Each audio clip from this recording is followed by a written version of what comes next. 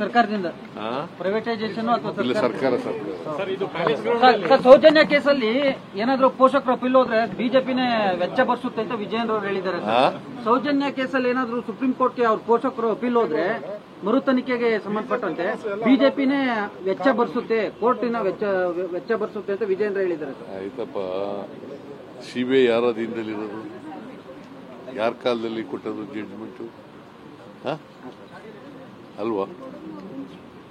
ಅವರು ಅಕ್ಯೂಟ್ ಮಾಡಿಬಿಟ್ಟು ಈಗ ಸುಪ್ರೀಂ ಕೋರ್ಟ್ಗಾಗಿ ಖರ್ಚು ಕೊಡ್ತೀವಿ ಅಂತಂದ್ರೆ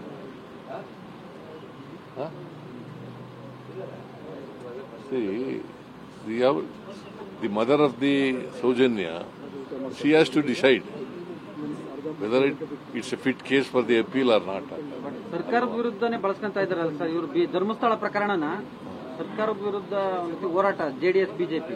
ಏನ್ ಬಿಜೆಪಿ ಸರ್ಕಾರದ ವಿರುದ್ಧ? ಧರ್ಮಸ್ಥಳ ಚಲೋ ಮಾಡಿದ್ರು. ಧರ್ಮಸ್ಥಳ ಚಲೋ ಮಾಡಿದ್ರು ಸರ್ ಯಾರು?